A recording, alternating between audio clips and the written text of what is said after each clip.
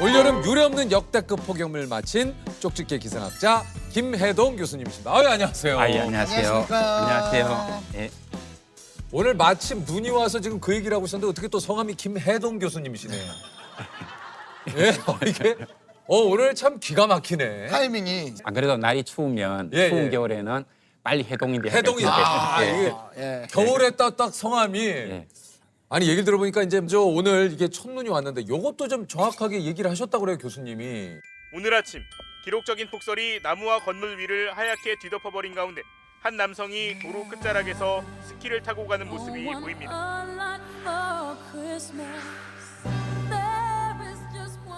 예, 어제 날씨가 기상청 예보를 보면 한 3도, 4도 이렇게 예보가 나왔었거든요. 네. 근데 기상청 예보관들은 지상 온도가 3도 이하가 되면 눈이라고 예보를 하고 3도 이상이 되면 비라고 예보를 하거든요. 네. 그러니까 어제 같은 경우는 아주 그 경계선상에 있기 때문에 네. 이걸 눈이라고 해야 될까? 비라고 비라고 해야 해야 될까? 될까? 근데 어제 작가님한테 제가 내일은 화이트 촬영입니다 이렇게 문자를 보낸 적이 있습니다. 아, 정확하게. 예, 예. 아, 온도가 왜 그렇게 예상을 좀 하셨어요? 예상보다는 온도가 더 내려갈 것으로 보였거든요. 그래서 실제 어제 예상한 것보다는 오늘 지금 녹화하는 이 시간에 온도가 한 2, 3도 더 낮거든요, 사실은. 예. 그래서 이제 그 예상을 좀 예, 하신 예. 거군요. 그보다는 온도가 더 떨어지겠다고 봤습니다. 오늘은 이제 첫 눈이 오긴 했습니다만 사실 얼마 전에 지난주까지만 해도 날이 그렇게 춥지가 않았어요. 네, 네. 예. 가을도 좀 유독 늦게 오는 것 같았고 단풍도 좀 늦게 들고. 근데 진짜 유독 이번 여름은 좀 길었던 것 같아요. 그렇죠. 끝날 듯 안 끝나고 끝났다 예. 싶으면 다시 돌아오는 것 같고. 예. 추석까지 이렇게 사실은 무더위가 예전에는 추석에 아침에 입김이 났던 걸로 기억을 하거든요. 맞아요. 예. 근데 지금은 뭐 사실 반팔을 입고 다니니까. 그러니까 추석을 한자로 이렇게 써보면 네. 가을 추자에 맞아요. 저녁 석자잖아요. 네네. 그러니까 가을의 저녁이라는 얘기니까 가을이 무르익었다. 예, 예. 이제 두꺼운 옷을 입고 맞아요. 이렇게 됐었거든요. 네. 근데 이제는 그것은 다시 올 수 없는 그런 하나의 추억. 아 그래요? 이제 옛날에 다시 이야기. 올 수 없는 거죠. 예, 교수님. 예, 그렇습니다. 아 그러면 수능 한파도 마찬가지입니까? 아, 수능 한파도 없어졌어요. 그렇죠. 원래 수능 보면 너무 따뜻했죠. 영상 17도 뭐 이렇게 올라가 버렸으니까. 영상 17도요. 예. 수능 한파로 수도권과 강원 영서지방엔 한파주의보까지 내려져 있습니다. 기상청은 아침 기온이 영하 7도까지 떨어지는 곳도 있다며 강추위를 예상했습니다. 기온도 10도를 웃돌면서 예년 같은 수능 한파는 느껴지지 않습니다. 아니 이게 사실 기상이변에 대한 여러 가지 얘기들을 주변에서 좀 많이 합니다만 이렇게까지 더워지는 이유가 뭐가 있습니까? 결국은 우리가 얘기하는 지구 온난화, 기후 위기 이런 이야기죠. 그러니까 전 세계의 70%가 바다이고 그 안에 우리가 대륙이 큰 것 같지만 30%밖에 안 되니까 네네네. 사실은 우리가 큰 바다에 떠 있는 섬에 살고 있는 것인데요.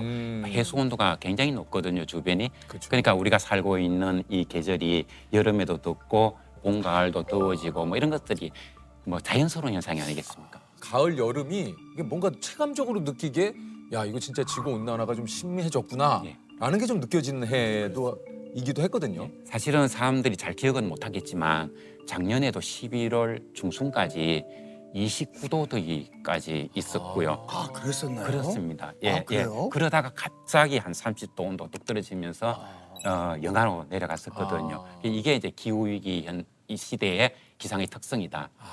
이런 것을 돌변성이라고 이야기합니다. 돌변한다. 그래서 작년입니까? 2023년 같은 경우에 네네. 이탈리아 같은 경우에는 8월 달에 35도, 37도 더위가 시작되다가 그 다음날 갑자기 영하로 떨어지면서 폭설이 내린 적도 있습니다. 이탈리아에서요. 예, 그런 식으로 변하는 무슨 거죠. 영화 같이. 예, 그리고 미국의 덴버시는 아주 유명합니다. 폭염특보가 내렸다가 그 다음날 영하 5도 이렇게 내려가면서 그냥 우리가 걷지도 못할 정도의 폭설이 쏟아지고 이런 현상들이 나타나는 거죠. 그래서 기후위기 시대에는 얼마나 추워졌다, 얼마나 더워졌다 이것보다는 이 변동성이 얼마나 커지는가 이게 가장 핵심이라는 걸 보면 됩니다. 그래서 금년 겨울 같은 경우도 네. 온도가 높았다가 갑자기 뚝 떨어졌다가 다시 온도가 훅 올라갔다가 뚝 떨어졌다 이런 것들이 되풀이될 것으로 생각합니다.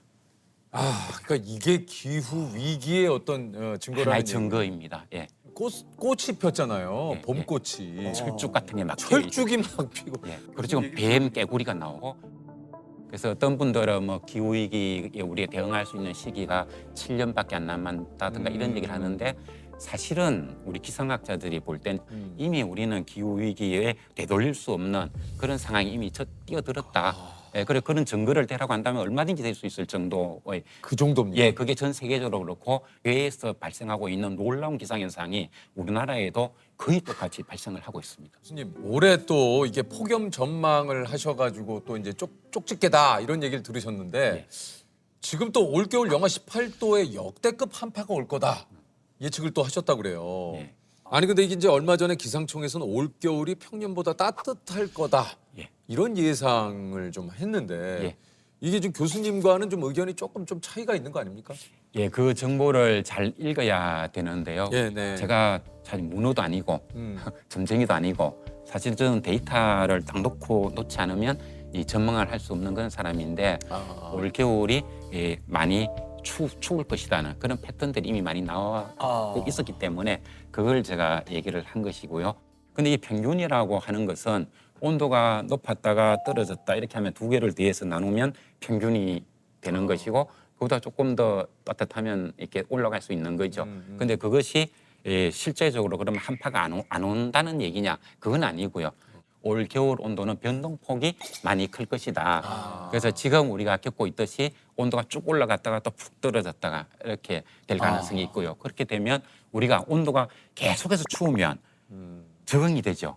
옷도 입게 되고 우리 몸이 적응이 되는데 우리가 온도계를 보고 아 이건 평균이니까 춥다 하면 안 되겠네 이렇게 말할 수가 없잖아요. 추우면 춥다고 얘기하는 거고 더우면 네, 더우면 네, 덥다고 네. 얘기해야 되니까 네. 그렇게 보면 그렇게 따뜻한 더위다 따뜻함이 계속 이어지는 이런 겨울은 아닐 것이다. 아닐 것이다. 예. 교수님도 사실 말에 책임을 지셔야 되니까 예. 이야기가 굉장히 좀 어쩔 수 이게- 없어요. 예. 어쩔 수 없어요. 맞아요. 아 왜냐면 교수님 네. 아까 얘기했죠. 교수님 무슨 뭐 쪽집게 도사님도 아니에요, 아니고 아니에요. 그건 알 수가 없어. 근데 전 세계 진짜 많은 분들이 노력하시지만 그 정확하게 예측한다는 거 사실은 그럼요. 그러니까 인간의 제가 영역을 벗어난 거잖아요. 얘기하는 건 보면요. 올 겨울이 추울 것이라는 것은 우리나라 기상청의 계절 전망에도 나왔고요. 물론 저는 9월 달에 얘기했고 기상청에는 10월 달에 얘기하고 한 달에 격차는 나지만 어쨌든 그거는 이제 누구나 다 전망을 했던 그런 이야기거든요. 그런데 사실은 이 얘기를 하려면은 좀 부담은 많이 됩니다. 그렇겠죠. 왜냐하면 이거는 5천만 국민들이 시간이 지나면 누구나 다 할 수 있는 거짓말을 할 수가 없는 그런 현상이 네네네. 있죠. 그래서 저도 이 꼭다물에 가만히 있으면 비난을 받지 않는데 그 얘기를 했다가 맞지 않으면 큰 문제가 될 수가 그렇겠죠. 있고 그렇죠, 그렇죠. 또 이런 얘기를 하면 대비를 하시니까. 해야 되고 그렇죠. 그리고 그게 큰 비용이 들어가는데 그게 어긋나면 그렇죠. 부담이 클 수가 있지요. 네네. 근데 제가 잘 맞췄다 해가지고 뭐 누가 저에게 큰 칭찬하는 것도 아니고 돈을 교수님 입장에서는 그러니까 욕만 사실상 먹어 교수님. 아. 못 맞추면 욕만 먹지. 또 맞췄다고 칭찬도 안 해. 그 유일한 혜택이라는 게 유퀴즈에 나오는 점에서 예. 그런 예측은 더 좀 촉이 좀 네. 있으신 것 같으세요? 근데 남편이 좀 이렇게 그 데이터에 기반해서만 얘기를 하고 그게 아닐 때는 뭔가 좀 이렇게 불안해 하더라고요. 네.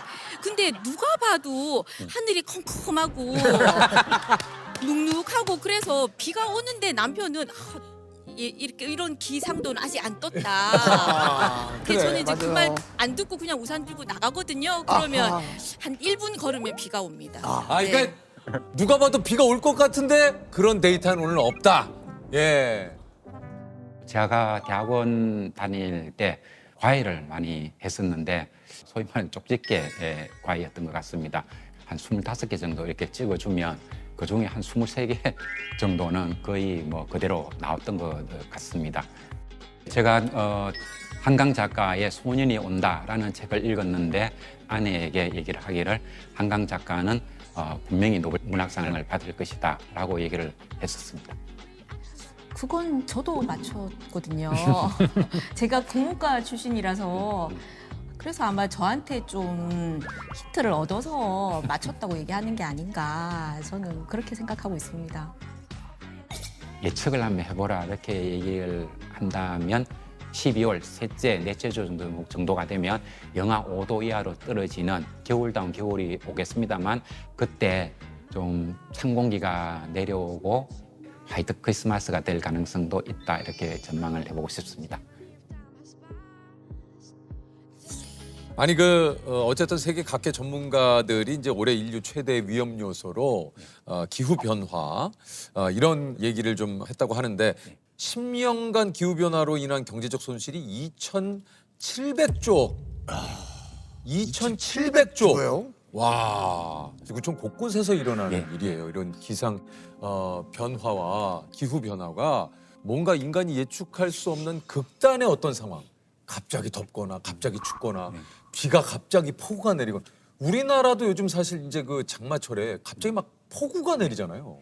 그 가장 큰 저에게 우리나라 기후 위기 오는 것 중에 무엇이 가장 겁이 납니까? 그리고 무엇이 가장 먼저 닥칠까 이런 얘기를 한다면 아까 태풍 얘기도 하셨는데 네. 그 슈퍼 태풍 이야기를 그러니까요. 하거든요. 슈퍼 태풍이라고 하는 것은 비가 하루에 1,300mm 이상. 1,300mm. 예. 얼마 전에 몇 년 전에 이제 강남에 폭우로 물이 그쵸. 들어오는 게 예, 예.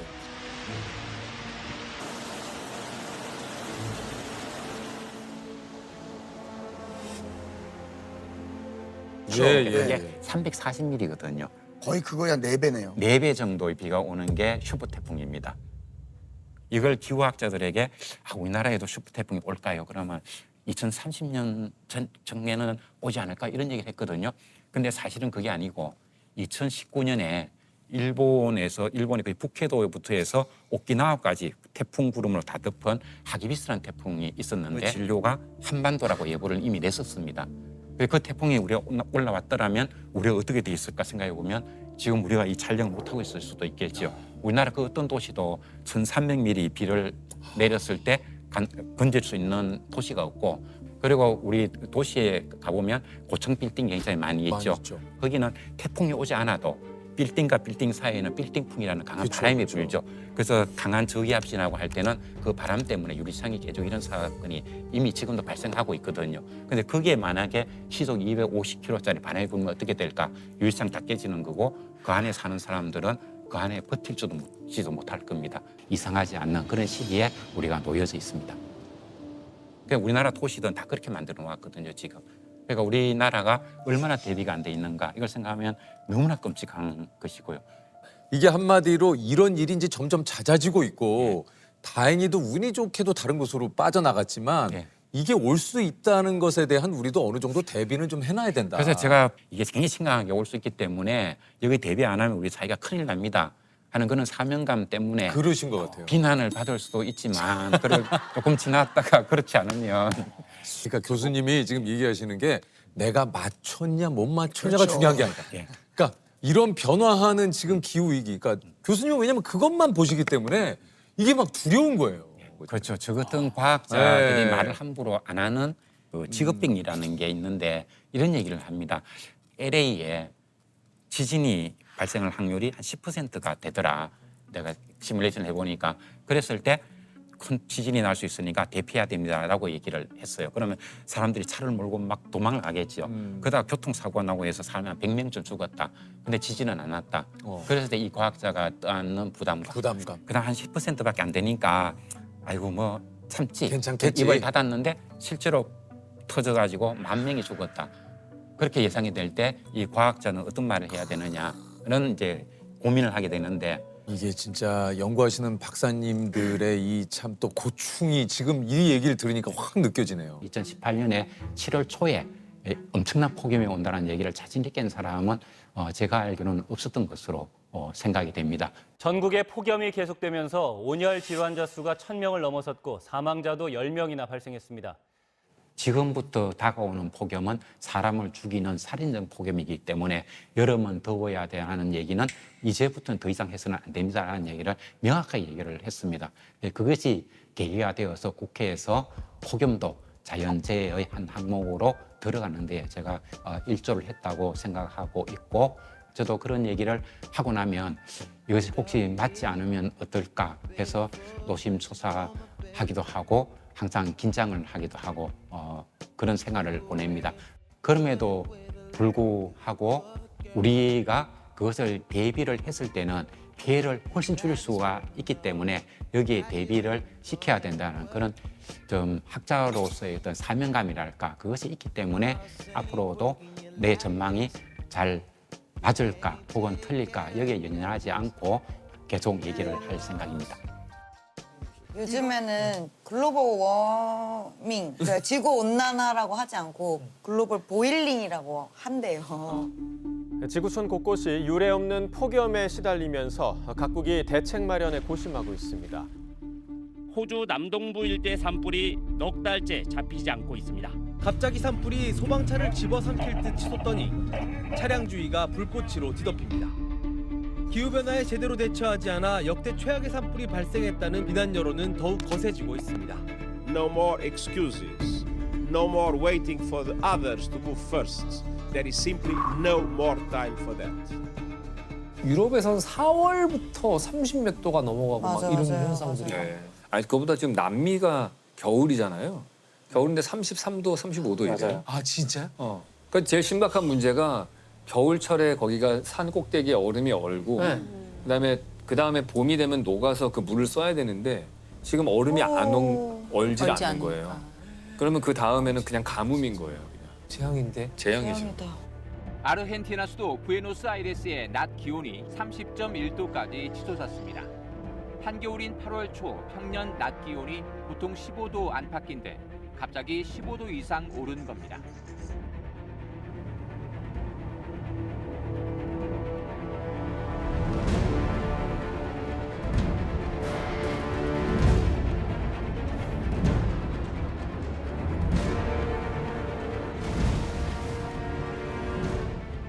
보통 기후 위기를 이야기할 때 지구의 평균 온도가 올라갔다는 걸 얘기하는 거거든요. 그 평균 온도가 올라가는 거를 그 이유가 이산화탄소 때문에 그런 거고 이산화탄소는 사실 우리가 숨 쉴 때에도 나오는 거지만 사실 동물이 만들어낸 이산화탄소는 식물과 균형을 이루고 있어요. 네. 식물이 이산화탄소를 필요로 하기 때문에 지금 문제가 되는 이산화탄소는 거기서 벗어나는 추가적인 이산화탄소거든요. 인간의 어떤 동물이 만들어내는 이산화탄소가 아니라 원래 땅 속에 묻혀 있던 석탄을 인간이 캐서 그거를 태워서 뭐 전기를 만들거나 아니면 석유를 태워서 또는 폭발시켜서 자동차가 움직이거나 그때 나오는 이산화탄소는 추가적인 이산화탄소거든요. 이제 그것 때문에 지구의 온도가 올라간 거예요. 그러니까 이게 바로 언제냐면 산업혁명 때죠. 그래서 산업혁명 때를 기준으로 해서 온도가 계속 올라오고 있는데 그 온도가 상승하는 속도가 그 우리의 웬만한 과학 지식으로는 이해할 수 없을 만큼 빠르기 때문에 이제 경고가 되는 상황인 거고요.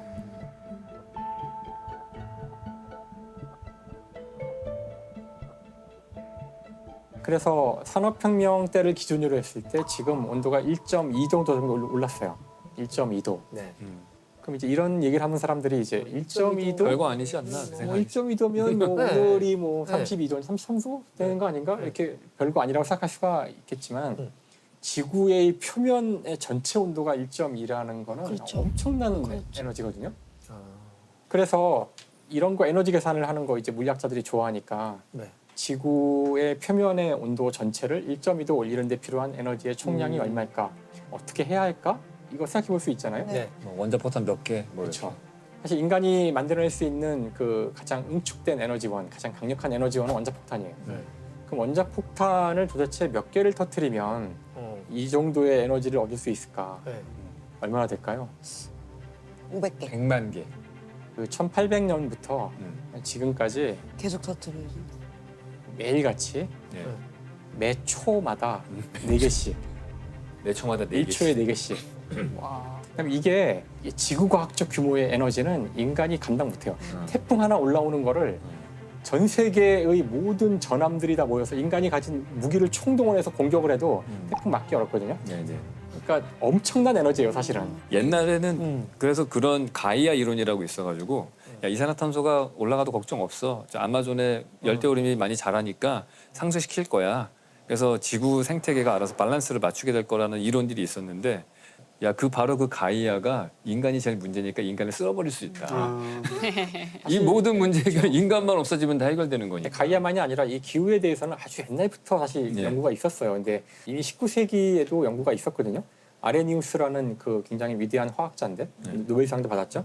그 사람이 사실은 온실기체에 대한 연구를 해서 지구의 온도가 이제 이산화탄소가 많이 늘어나면 확 올라갈 수 있다는 걸 연구를 한 적이 있었어요. 몇 년도에? 논문도 냈고요. 그게 아마 19세기일 거예요. 와, 1800년대. 그리고 이미 20세기 중반에도 킬링이라는 과학자가 있는데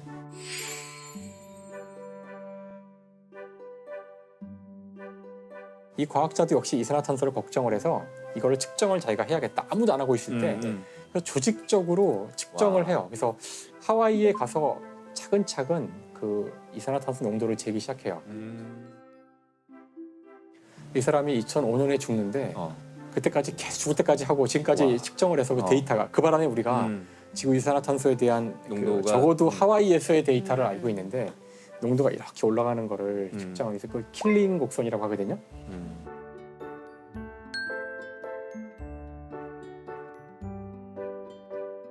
전 그 데이터가 참 재밌었던 게 이게 이렇게 쭉 올라가는 건 맞는데 이게 계절별로 뚝 떨어졌다가 올라갔다가 하는 게 반복돼요. 나무 이파리가 있으면은 광합성을 해서 없어요. 나무 이파리가 광합성을 하기 때문에 이산화탄소를 흡수해서 여름엔 떨어졌다 올라갔다 이것도 보여요 데이터에. 근데 아무튼 이미 50년 전에 그런 과학자들은 데이터들을 다 쌓고 있었고요. 아니 맨날 듣기만 하다가 이렇게 되게 뭐 기후변화 그냥 조금 더운 거 참으면 되겠지 뭐 이 정도만 생각하는데 이렇게 재앙적 수준인데 이게 대응 방법은 어떻게 얘기 그러니까 좀 왜 이렇게 심각한데 항상 궁금했어요. 그래서 이제 제 생각에는 그러니까 이 문제는 사실 아마 인간이 해결을 못할 확률이 커요. 그래서 물론 열심히 노력을 더 하긴 해야겠지만 구체적인 노력을 하긴 해야겠지만 이상기후가 올 거라는 전제하에 전략을 짜야 돼요. 그렇죠. 이제는 그러니까 더 지금보다 온도가 오를 것이고 아마 앞으로 더 심각한 그런 폭염이나 더 심각한 태풍이 많이 올 거예요. 그다음에 더 많이 추워질 거고 그러니까 그에 대비해서 이제 건축도 마찬가지인데 그런 기준들을 높여야 돼요.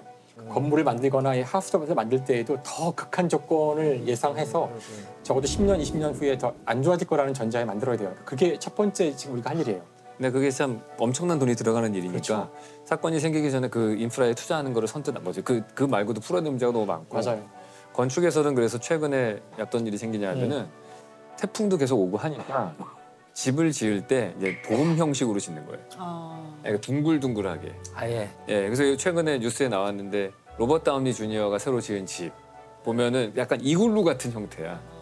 그럼 벽이 수직으로 서 있으면 바람 맞으면 넘어가잖아요. 지붕도 날아가고 그러지 않고 벽과 지붕이 이렇게 일체화로 되어 있는 그런 형식으로 만드는 것도 유행하고 그래요. 최강 교수님 그리고 이런 막 여러 가지 방법들이 있는데 지구에 양산을 씌우자고 한 천문학자가 있다고 하던데요. 그런 제안들이 간혹 있긴 하죠. 그러니까 지금 들으면은 약간 황당한 거잖아요.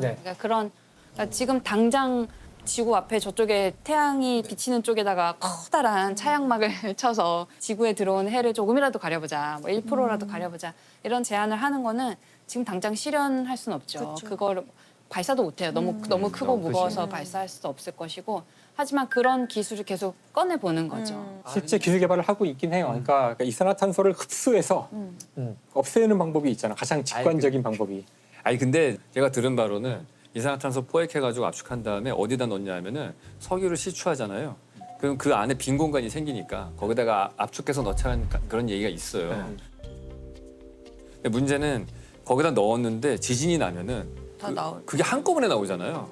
그러면 더 심각한 문제가 생길 수 있다는 거예요. 그렇죠. 그러니까 이산화탄소를 이 포집하는 모든 문제의 핵심은 저장을 못해요. 저장할 만한 데가 없고 그러면 뭐 어떤 분들은 이걸 탄산음료를 만들면 되지 않냐. 이거 안 되는 거예요. 그것도 이제 마셔봤자 다 트립으로 나오기 때문에 결국은 소용없거든요. 이제 그래서 한 가지 놀라운 거는 이미 이 이산화탄소를 흡수해서 날아다니지 않는 걸로 바꿔놓는 이미 거대한 기술이 이미 있긴 있어요. 아 그래요? 그게 바로 광합성이에요.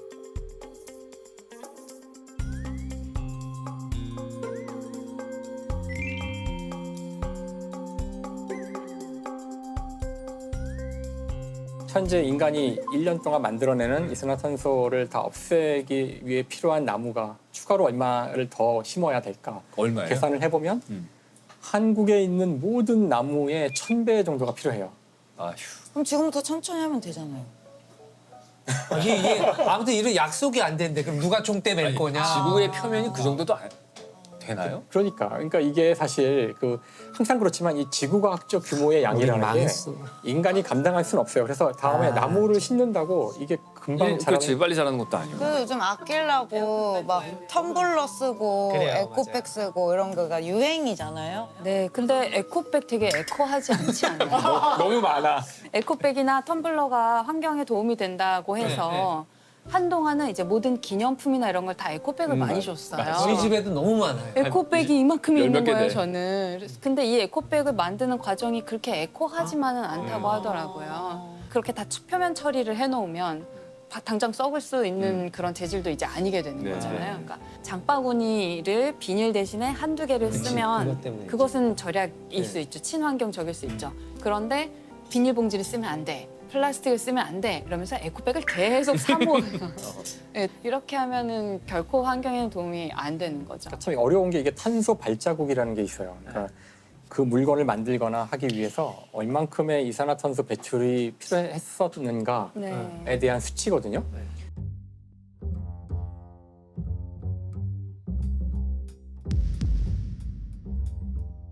근데 그걸 보면은 말씀하신 것처럼 사실 비닐봉지가 만드는데 별로 이산화탄소가 안 나와요. 의외로 그 석유화학공업에서는 많이 안 나오기 때문에 그 에코백 하나 만드는데 나오는 이산화탄소의 양은 비닐봉지 하나 만드는데 나오는 이산화탄소의 양의 130배인가? 그러니까 사실 에코백을 한 130번은 써야 이게 효과가 있는 거라서 사실 어떻게 보면은 비닐봉지를 내가 쓰는데 한 번 쓰고 버리지 않고 여러 번 쓰면 이 사람이 훨씬 더 이산화탄소 입장에서는 오히려 좋은 일을 한 걸 수도 있고 그다음에 또 하나 이제 그 사람들이 잘 모르시는 것 중에 하나는 딴 것들은 수치가 뭐 한 몇백, 몇십 이런데 100만이 하나 있어요. 뭐야? 비행기예요. 아 그래요? 비행기 타고 인천에서 LA 같은 데 가는 게 자동차나 이런 게 뭐 1000 뭐 이런 데 만 뭐 이렇게 하는데 얘는 100만이에요.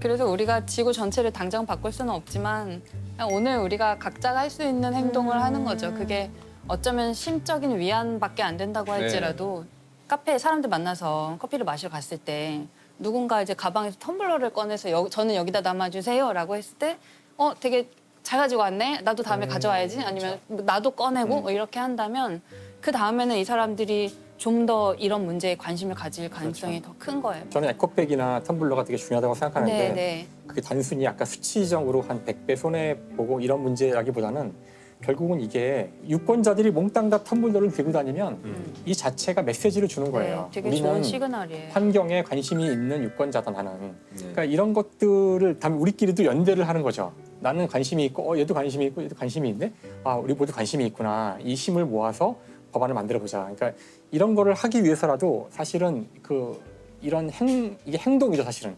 이게 당장 어떤 효과가 딱 드러나지 않더라도 꾸준히 그 문제에 천착하고 있다는 게 중요한 것 같아요. 언젠가는 잘 해결할 방법도 찾아내겠죠.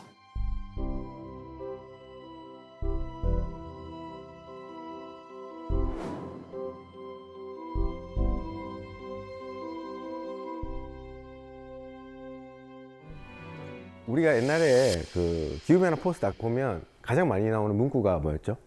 지구가 아파요. 아 예. 어떻게 다 알고 계시네. 진짜 강하게 있었어. 주입식. 진짜로. 근데 문제는 지구가 아픈 걸로 끝나는 게 아니란 거죠.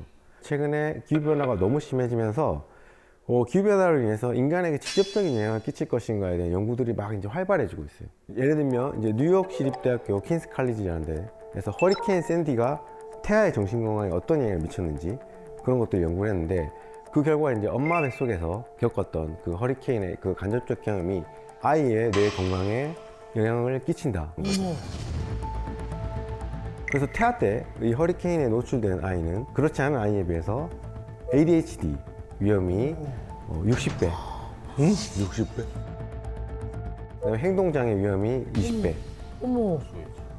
여자아이는 불안장애 위험이 20배, 우울증 위험이 30배 이렇게 증가한다고 알려졌습니다. 엄마 뱃속에 있는데도 그 그렇죠. 모든 환경이 다 이게 직접적으로 닿는 거예요? 예, 저도 사실 굉장히 놀랐는데 우리가 뭐 태교나 이런 것들이 중요하다는 걸 생각해 보면 충분히 그럴 예, 가능성은 있을 거라고 보고 심지어 이제 또 다른 연구에서 보면 이런 극한 기온, 폭염이라든지 한파라든지 이런 것들에 노출되면 조산 위험이 평균 60% 이상 증가한다고 또 알려져 있어요. 이런 일이 있어. 저는 그 좀 안타까운 이야기를 들었는데 기후학자들께서는 그래서 요즘 자녀를 안 가지신다고. 안 돼. 미래가 너무 지금 비관적으로 예측이 돼서. 저는 이제 근데 조금 다른 관점을 가지고 있어요. 미래 세대도 분명히 중요한데 미래 세대의 일이라고 하는 순간 어쩌면 이제 이거는 내 일이 아니야 라는 느낌으로 이렇게 뒤로 빼는 거죠. 사실은 그래서 제가 말씀드린 건 지금 성인 있는 사람들이 훨씬 더 힘들어질 거라고. 어른들은 그래도 이제 갖출 게 다 갖춰져 있고 네. 저희는 괜찮지 않을까요? 네네, 그렇죠. 폭염이나 이런 폭우 이런 것들은 사실상 이제 어느 정도 견딜 수가 있는 거죠. 예를 들면 뭐 너무 폭염이 심하다 에어컨 틀면 되고 폭우 올 때 안 나가면 되는 거죠. 근데 기본적으로 그렇게 대처를 할 수가 있는데 전염병은 또 다른 문제. 여러분들이 이제 아마 코로나를 통해서 간접 경험을 했잖아요. 전염병이 얼마나 사회를 바꿔놓을 수 있고 우리에게 큰 영향을 끼치는지. 근데 지난 2010년 이전에 국내에서는 한 번도 발생 안 했던 라임병이라는 게 지난해 역대 가장 많이 발병을 했어요. 라임병이 라임병이란 거는 이제 진드기가 전파하는 질병이에요. 진드기가 사람을 물면 감염이 발생해서 이제 몸에 문제가 생기는 건데 심하면 뭐 부정맥, 뭐 기억상실, 안면마비 이런 것까지 온다고 해요. 심하네. 또 하나는 이제 말라리아. 네, 이런 것도 사실은 이제 많은 정부의 사업으로 줄어드는 추세였는데 다시 이제 환자가 늘어나고 있죠. 다시요? 예. 왜냐하면 이게 기후변화로 인해서 대체적으로 따뜻해지고 있잖아요. 온난화가 되면서 이제 겨울이 줄고 진드기와 모기 이런 것들 매개체, 이 질병을 전할 수 있는 매개체가 서식할 수 있는 그런 기간이 늘어난 거예요. 그러니까 확률적으로 더 이런 것들이 문제를 많이 일으킬 수 있는 상황으로 바뀌어가고 있는 거죠. 사람이 싸워야 될 적이 계속 늘어나네요. 뭐 그렇다고 볼 수도 있는데 여기서 우리가 단순히 눈을 이게 그냥 뭐 우리의 레저로만 생각하는 게 아니라 눈은 기후변화, 이 지구 시스템에서 굉장히 중요한 역할을 하고 있어요. 이제 우리가 눈이 내려서 이렇게 땅에 쌓여 있는 거를 스노우팩이라고 합니다. 얼굴에 이렇게 마스크팩 하는 것처럼 팩. 근데 날이 추우면 눈이 내려서 이제 녹지 않고 이렇게 켜켜 계속 쌓여 있는 그 상태를 얘기하는데 이 온난화가 되면서 스노우팩 두께가 점점 얇아지고 있어요. 왜냐면 따뜻하니까 내린 눈이 금방 녹아버려요. 그래서 이제 가장 쉽게 보이는 게 이제 스키장의 케이스인데, 근데 이게 사라지면 그냥 눈이 사라지는 걸로 끝나는 게 아니라 지금 있는 이 온난화보다 훨씬 더 온난화가 가속화돼요. 그렇지. 열을 내려줄 수 있는 게 없으니까. 네, 비슷한 내용인데요. 보통 우리가 이 하얀색 물질, 이 물질은 태양빛을 많이 반사합니다. 이 땅을 데울 수 있는 에너지를 다 반사하는 거죠. 근데 눈이 녹게 되면 어떻게 될까요? 그대로 받아버리겠죠. 그 에너지가 그대로 다시 예. 땅으로 들어오겠죠. 그럼 땅을 데우는 거예요. 그러면 그 옆에 있던 눈이 녹겠죠. 또 녹겠죠. 연쇄적으로. 그래서 이렇게 계속 가고 있습니다. 지구 마찬가지. 북극에 따뜻해지는 이유가 똑같은 거예요. 북극의 빙하가 녹고 눈이 녹으니까 햇볕이 더 많이 들어오죠. 더 따뜻해지죠. 그러면요, 저희 모든 사람들이 다 흰 옷을 입고 다니면 아니 근데 저도 그 생각 해봤어요. 북극에도 그 약간 구멍난 부분을 흰색 페인트로 이렇게 좀 메꾸면. 두 분께서 말씀하신 거는 실제로 공학적 해결 방법 중에 하나예요. 공학적 해결 방법 중에 하나예요. 진짜요? 네, 네. 맞는 얘기 하는 겁니다. 네, 맞는 얘기. 그래서 지금 똑똑하다니까. 훌륭하셔. 기후공학 기술이라는 게 있어요. 클라이밋 엔지니어링이라고 하는데 공학 기술로서 기후변화 문제를 해결해 보겠다. 예를 들면 아주 간단한 건 우리가 화이트 루프, 하얀 지붕이에요. 하얀 지붕. 그리스 산토리니. 그러니까요. 그게 떠올랐거든요. 온통 하얗잖아요. 그러니까. 미국에서도 그런 시도를 했는데 문제가 생긴 게 뭐냐면 미국에서는 워낙 큰 도시에서 그렇게 하얗게 실험을 해보니까 비행기를 타고 가는 파일럿이 눈이 부신 거예요. 그럴 수도 있네 또. 그래서 지금 미국의 한 연구소에서는 하얗진 않지만 얘는 하얀색과 같은 반사를 할 수 있는 물질을 개발하고. 그래서 처음 시작은 이런 거예요. 도로를 하얗게 하면 되는 거 아니에요? 네, 여기서 출발하는 거죠. 그다음에 또 하나 중요한 것이 이제 땅을 이게 덮고 있는 눈이 사라져서 그러면 점점 땅이 쉽게 마르게 됩니다. 왜냐하면 이 눈은 이 수자원의 주요 공급원 중에 하나거든요. 눈이 어느 정도 덮여 있고 이런 것들이 서서히 녹아서 지하수도 되고 하천수도 되고 강으로도 흘러가고. 그래서 이런 것들이 부족하면 어떤 일이 벌어지느냐? 산불이 더 세져요. 건조해지고 이게 수분이 없으니까. 강원도의 영동, 삼척 이 지역에 굉장히 큰 불이 났습니다. 그죠?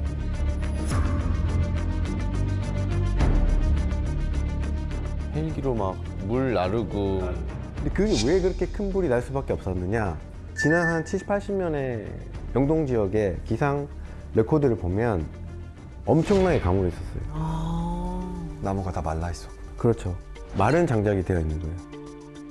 그래서 스노우팩이 사라지게 되면 이런 것들을 조절할 수가 없게 돼요.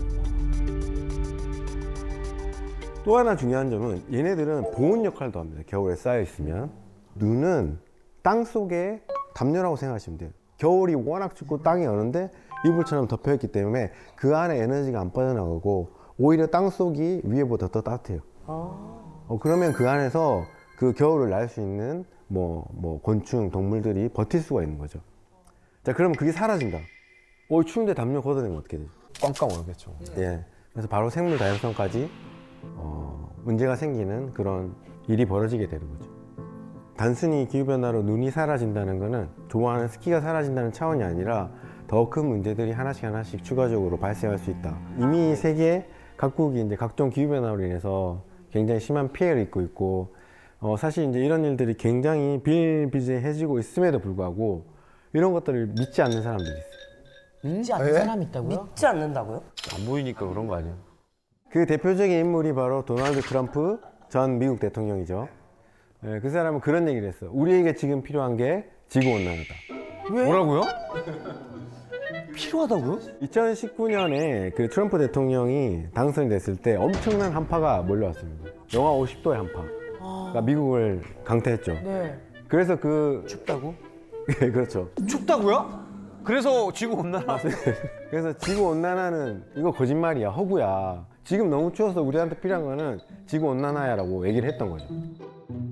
사실 이제 트럼프가 조금만 더 공부를 했으면 이거는 정확히 기후변화를 잘 설명하는 케이스인데 이 사람들은 그걸 몰랐기 때문에 그거를 이제 결과만 놓고 추워진 것만 가지고 얘기를 한 건데, 왜 미국이 추워졌냐라고 하면은 북극의 온난화라는 게 있어요.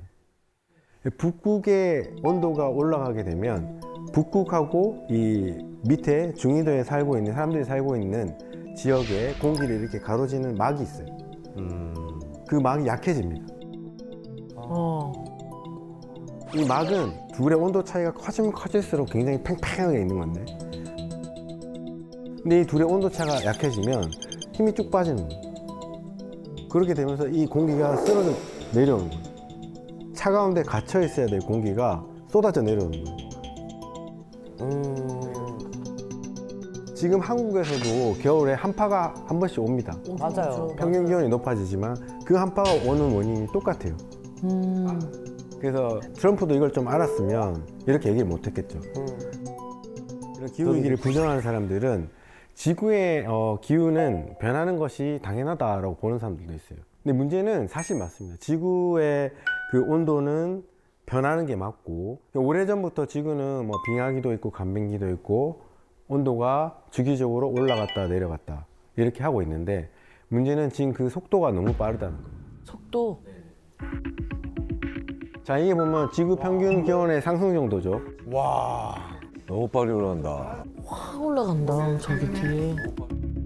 저 파란색이 산업화 이후의 온도고 초록색이 산업화 이전의 온도인데, 지금처럼 저렇게 약 100년 동안 1도 이상 올라가는 적은 인류의 역사상 없었다는 거예요. 진짜 없네요. 자, 그럼 이제 지구가 지금 이렇게 계속 뜨거워지고 있는데, 파리 기후변화 협약에서는 산업화 이후 지구 평균 온도를 1.5도 이상 올리지 않기 위해서 노력하자. 이제 저기서 멈추자. 그렇죠. 전 세계적으로. 근데 이미 올해 2월 그 지난 약 12개월, 1년 동안의 평균 기여를 보면 네. 산업화 이후 1.52도를 찍은 거예요. 왜? 그럼 국제사회가 약속했던 마지노선을 이제 처음 초과해버린 거죠. 올해 2월에. 아, 넘었구나. 굉장히 속도가 빠른 건가? 예, 빠르게 하고 있고 그래서 이제 최근에 이제 유엔이 기후변화 협약을 이끌고 있는 사무총장인 사이먼 스타일 이분께서 지구를 구할 시간이 앞으로 2년밖에 남지 않았다. 뭐 이렇게 경고를 하긴 했어요. 원래는 파리 협약에서는 2도를 얘기했어요. 지구 평균 기온을 산업화 이후 2도라고 했는데 굉장히 많은 과학자들이 논의를 하고 고민을 하고 연구를 하고 해서 계속해서 이 2도라는 걸 설정하고 우리가 보니까 2도가 과연 적절한 숫자에 대해서 이제 고민을 하게 됩니다. 너무 높지. 그래서 이제 더 연구를 해보니까 2도까지 가도 큰 문제 생길 것 같으니까 1.5도로 낮추자고요.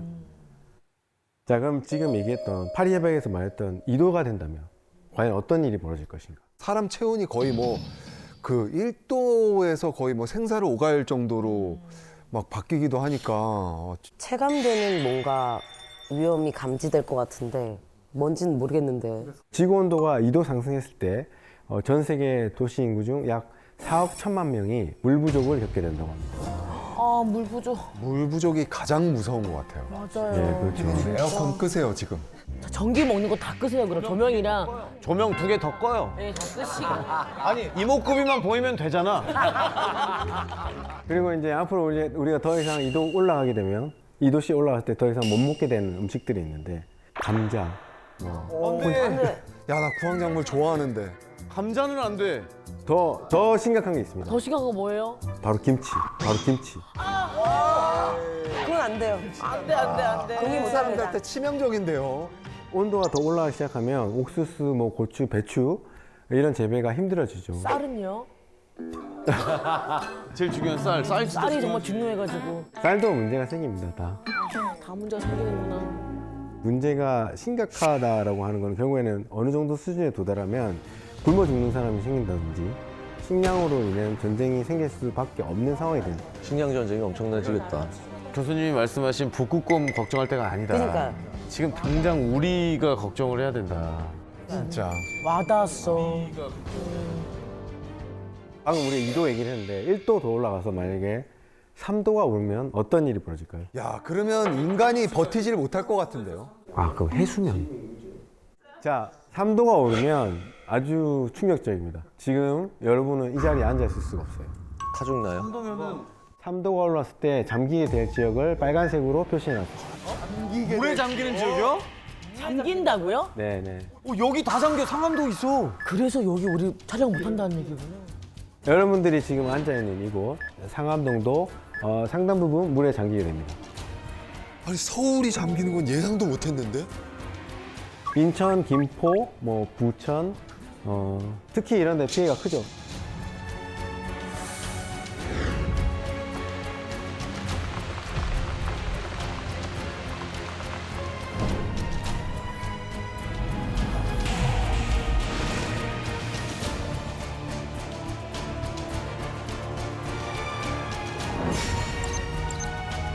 기후변화에 있어서 사실은 제일 걱정해야 될 거는 사계절의 경계가 무너진다는 거예요. 이 대한민국이라는 이 나라는 사계절에 맞춰져 있어요. 그렇죠.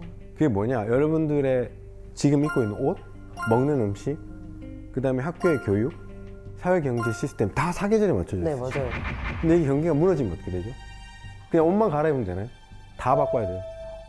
다 바꿔야 돼요.